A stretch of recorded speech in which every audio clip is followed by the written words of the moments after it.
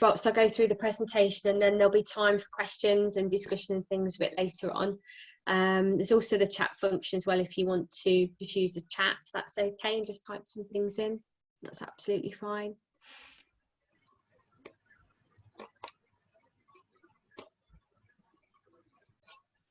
Okay, just give it one more minute to see if anybody else joins.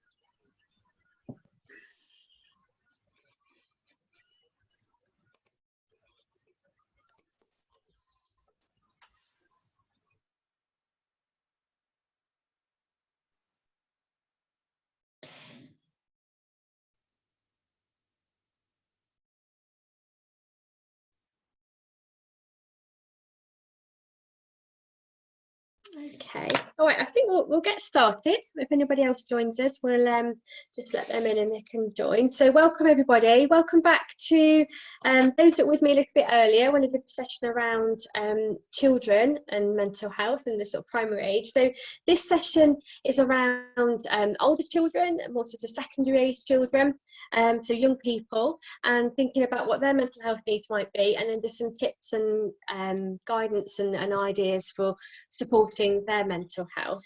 So we've got a whole range of people on the call this evening. Some people who work with children, some people who are parents, others who are caregivers, educators, in all sorts of roles. So welcome to everybody. Hopefully you'll be able to take something away that fits with your own sort of personal and professional circumstances as well. Okay, so just a little bit of a context then in terms of where I'm coming from with the advice and the tips and things that I'm sharing tonight. So I'm an occupational therapist, specialising in mental health and wellbeing. I use very much a solution-focused approach. So that's around acknowledging the problems are there and noticing the problems, but then the key focus is around finding solutions to them and having some strategies and ways to move forward. I'm a teacher and practitioner of mindfulness, so I use quite a lot of mindfulness in the work that I do with children and young people. And I've worked with children and young people in schools. I do quite a bit of work in secondary schools, some with sixth formers, but some with the younger children as well, and with teachers and looking after their mental health. And obviously as an occupational therapist and experience as a mental health professional, some of the tips and the different advice I'll be sharing this evening comes from that. I really hope that I come from a compassionate perspective as well. I've done quite a lot of work around this theory around compassion.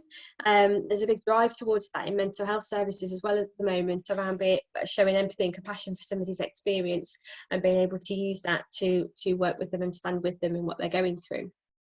Okay, so we'll start with thinking about young people then, and some of the things that are really impactful on them and can definitely influence their mental health and well-being. So obviously we've got kind of life, education, transitions, so we're talking about a whole range of ages here, and their life experiences will be different as well. So we've talked a little bit about some of the transitions that the young people are going through. So some will be moving into secondary school, some are in secondary school or moving into kind of the older years of GCSEs, A-levels, all the different transitions, but also life and what's happening within life as well will impact on a young person. They're also obviously going through a lot of bodily changes and impacts of hormones and developments in their bodies that can be a bit scary sometimes, a bit uncomfortable, having to adjust to all of that and manage life with all these things going on, and obviously also emotional development and some of the issues around, there's some really key time in terms of developing, maintaining or moving on from friendships, and obviously we've got social media as well, which does impact quite significantly on mental health. There's some real strong evidence out there on positive and the more tricky side of it, but there's quite a lot of studies and research out there now talking about the impact of social media on young people in those different ways. So there's lots of stuff, there's far more than that as well, isn't there, but lots of things for us to think about in terms of what's impacting on a young person in their life. And now obviously we're thinking about mental health and well-being, and what I thought might be useful, because I'm not here teaching, I'm being a therapist, what I want to do is give advice and support that's helpful no matter what your situation is. And I thought often for adults, it's around working out, so what is going on for my young person, and ways of measuring, are things okay, or would they need a bit of support? So I thought just to give a few pointers towards sort of measuring how a young person's mental health is. And key things that we tend to look at are things like, how are they coping with daily life? So are they managing things and relatively keeping on top, and have ups and downs, but are generally seeming to cope?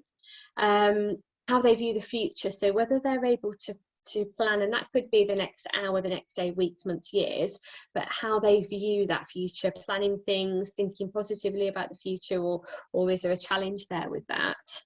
How they manage stress, so any pressure that's put onto the young person, how they're able to cope or manage with that. One of the key ways that we can see whether a young person's mental health is being impacted or not is any changes in their behaviour. So if we notice things that are unusual, different, there may be something there that they're struggling with, but it's usually around changes from either being really withdrawn to being more sociable, which might be a positive thing, but for some young people it might not be. Any changes in their habits, routines, friendships, the way that they communicate, all sorts of things. We might want to just look out for any changes in their behaviour. And with that, I guess we're taking into account your view, our view, but also the young person's views. So they may conflict, they may be the same, but we may have different views of actually how we're measuring things and how they are. Okay. So common mental health problems that young people experience. I just put a few out there, but I guess one of the most important things that we know, and there's evidence to show, that around 75% of mental health problems that occur in adulthood start before the age of 18. And that's not for me to I'm not trying to scare people or worry people, but actually what I'm trying to say is it's really important that we notice things a bit earlier, so that then a young person can get some help and support, so they don't develop into bigger problems into adulthood. So a lot of common things are around anxiety, worry, stress, depression, low mood, eating disorders, or difficulties with body image. Obsessive compulsive disorder is quite common within younger people, and not necessarily diagnosed, but behaviour around self-harm for some young people as a way of coping and controlling what's happening for them. They're quite common things, but obviously a lot of young people will be experiencing difficulties with their mental health. Doesn't mean they've got a diagnosis of a mental health problem. Mental health is part of our whole well-being, so it's important that we can notice those things, talk about them, and see where somebody might need some support. Doesn't mean they've necessarily got a disorder as such. Okay, so those of you on the call earlier will have seen this earlier, but I think it's really interesting for no matter what the age of the child, young person, and adults as well, as a lot of the things that we see in terms of behaviour are often based in anxiety. Anxiety is a really common experience for lots of young people. And what can be going on under the surface of all these other things down here, maybe feeling embarrassed, ashamed, helpless, insecure, uncomfortable, disrespected, all sorts of things. But what we might see on the surface are behaviours that might be difficult to manage, or behaviours that we're concerned about, changes in behaviour particularly. For some people that could be around avoidance, and finding things really difficult to go and do and take on. Or sleep's a really common issue among young people. I've worked with quite a few sort of GCSE and A-level students over the last couple of years, and sleep just seems to be a real big issue.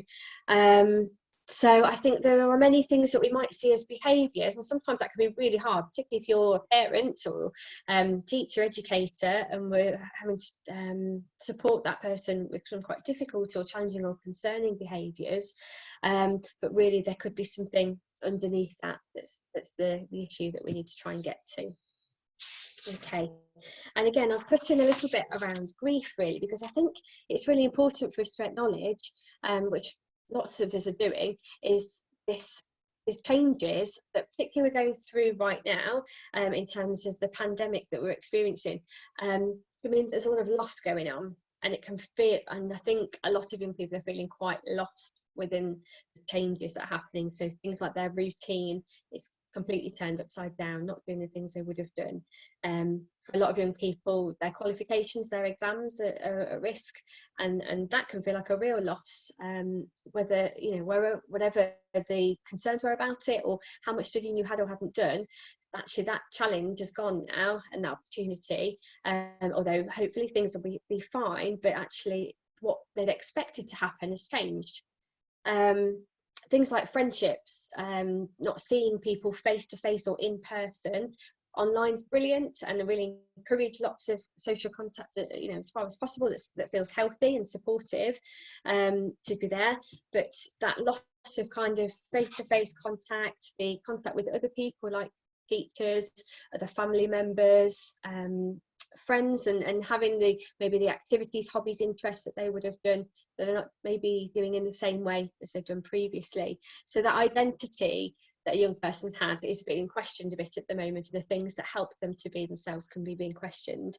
Roles, jobs, lots of young people working, finances, all sorts of things. But actually for a lot of young people that can feel like a loss or a feeling of grief. So the image we've got there shows that there are many, many different things that you can feel within that. Anxiety is one of them, but all sorts of things, and there's no right or wrong really with how you should feel.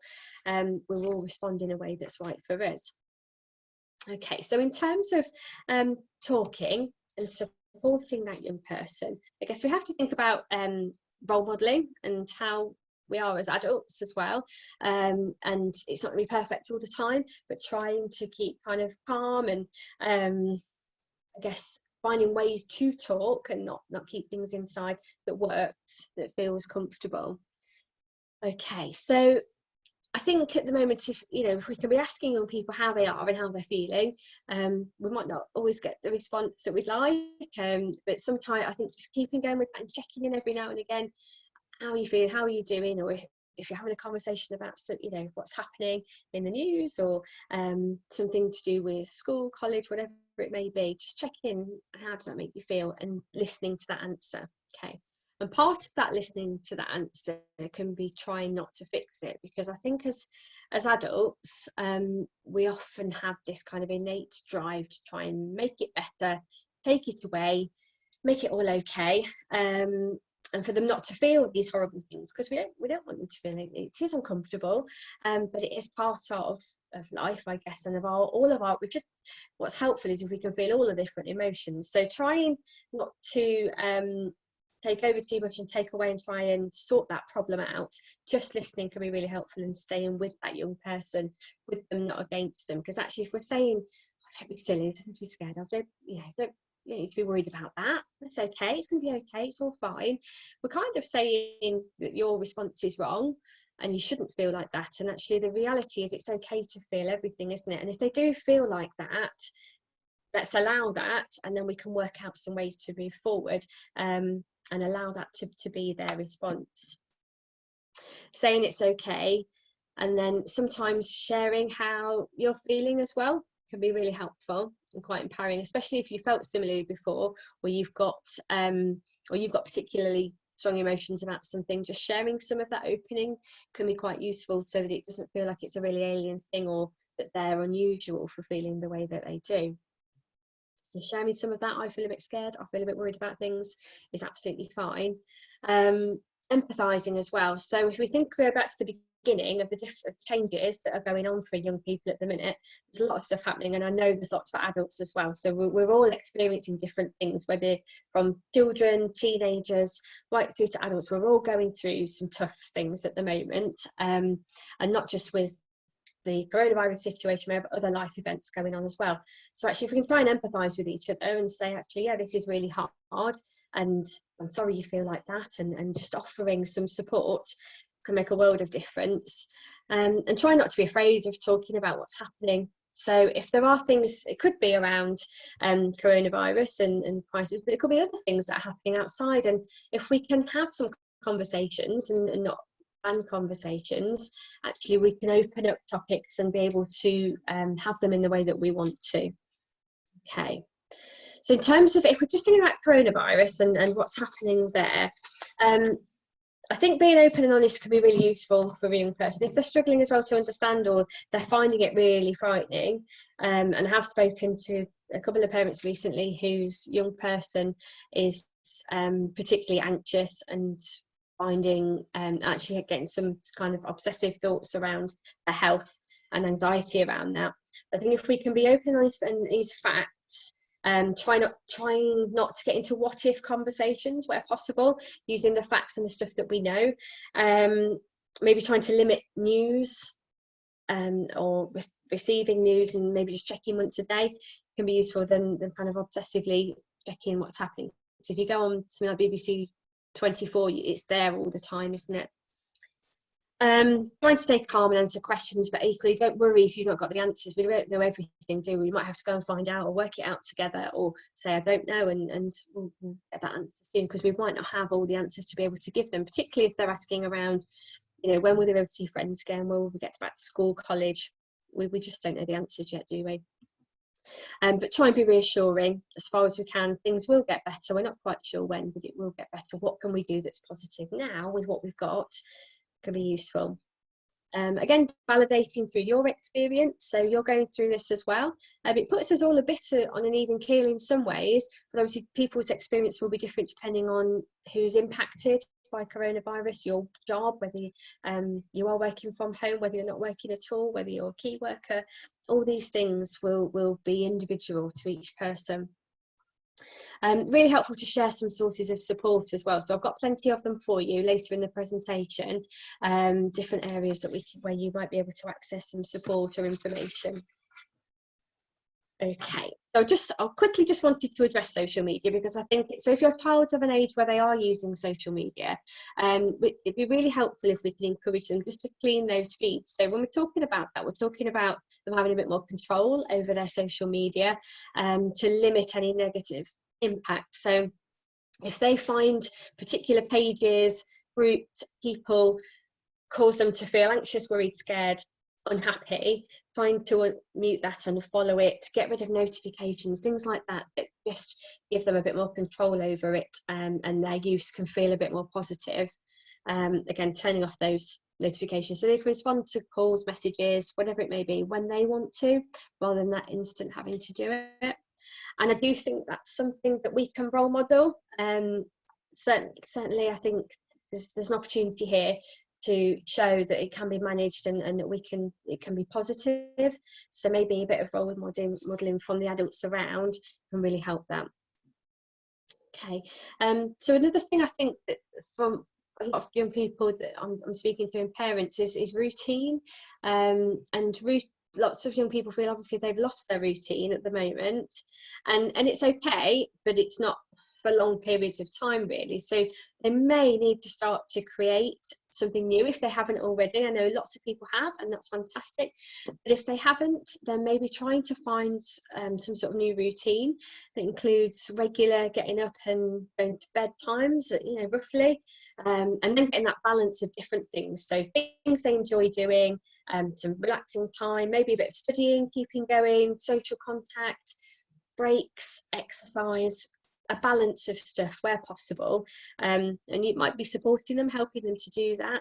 I was just thinking, it just popped into my nephew's 17, and he's not going to college, and he's gone through the kind of not having a routine, and now realised it really helps him, and he's just signed up to be a volunteer in their local community. And so it's not anything come through yet, but he's got something there, so he feels purposeful and helpful to other people.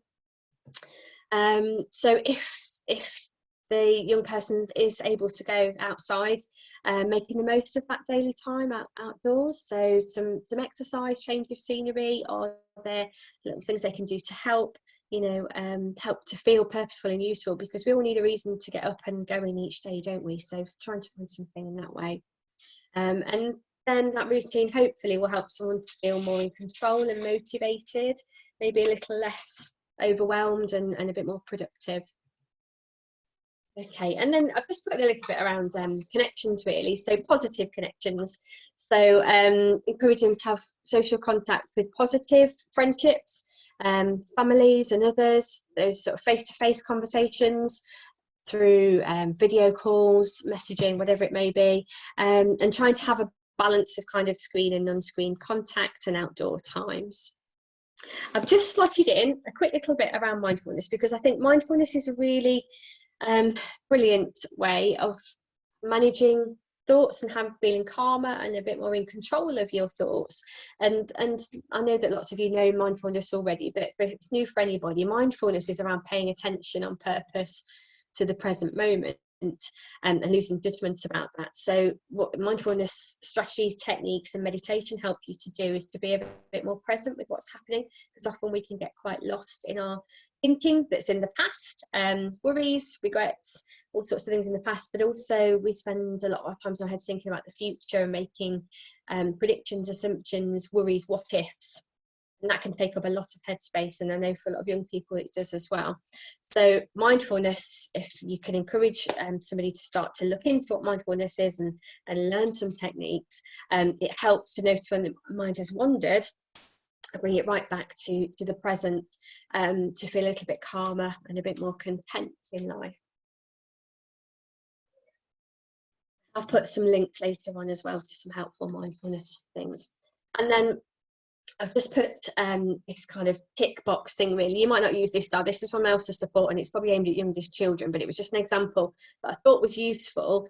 And maybe having just a bit of a daily, right, these are the things that are going to keep me well, keep me healthy, feel good, and write their own list of things that they do each day, or setting small goals each morning of stuff they're going to achieve, and encouraging them to do that, so that life just doesn't feel like this big overwhelming place that hasn't got kind of purpose and routine and role.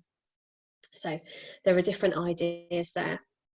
Okay, I also just wanted to show you this book I really like and use quite a bit and recommend to people. It's called Looking After Your Mental Health, and it's aimed at young people, so kind of secondary age, and talks through all different ideas about what mental health is, and then all the things that you can do to look after it.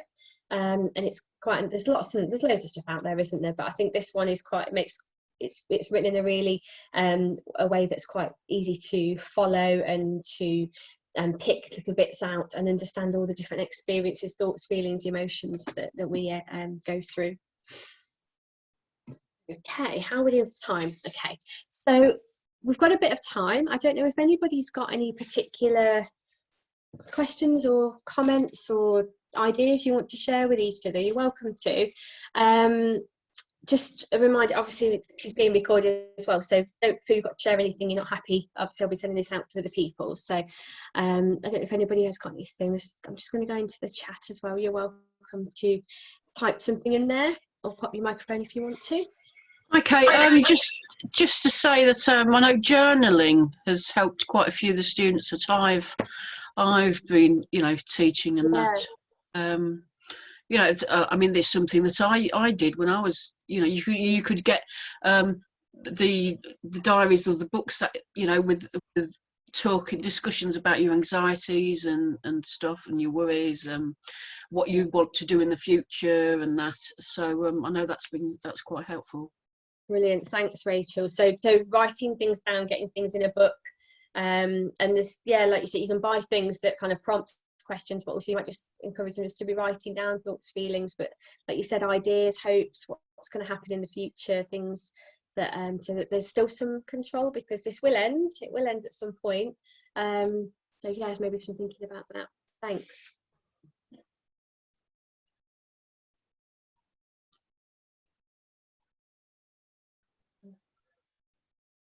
Okay. Anything from anybody else?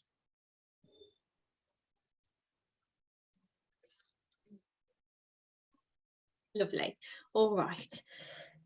Excuse me. So just to summarise then, I guess as kind of the adults in the situation, it's trying to be open to talking, or if a young person doesn't want to speak to you, is there somebody else they trust, and just kind of encouraging that actually keeping things inside our heads and not talking about stuff often can compound things. So where we can find someone that we trust can be really useful. It doesn't have to be you, somebody else.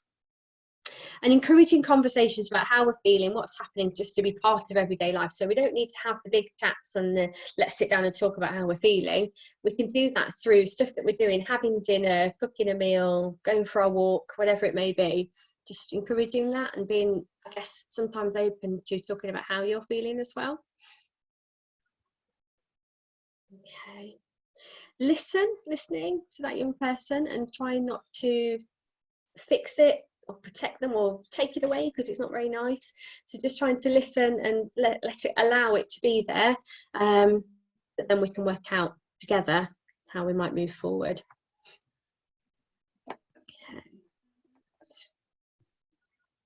Okay. So yeah, so being there, standing there with them in whatever they're going through.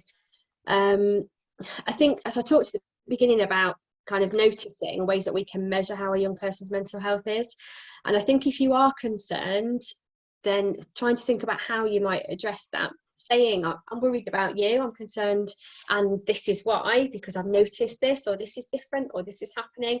Maybe giving an example can be a nice way of opening the conversation. I don't know what the response will be, but sometimes if you can hook it onto something that's genuine and real, then that can help.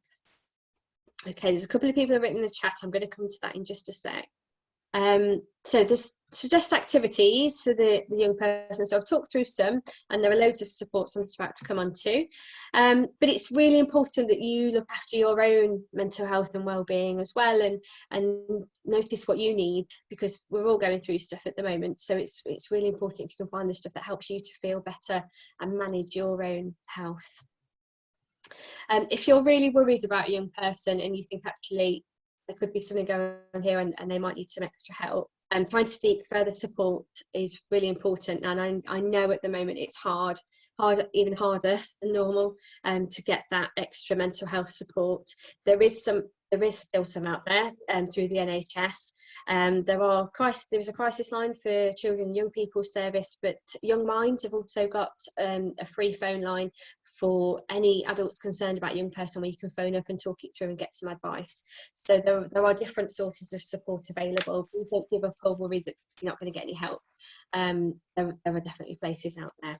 Right, I'm just going to quickly check the chat before I go on to the final part of it. Okay, so I work with a lot of people over 16.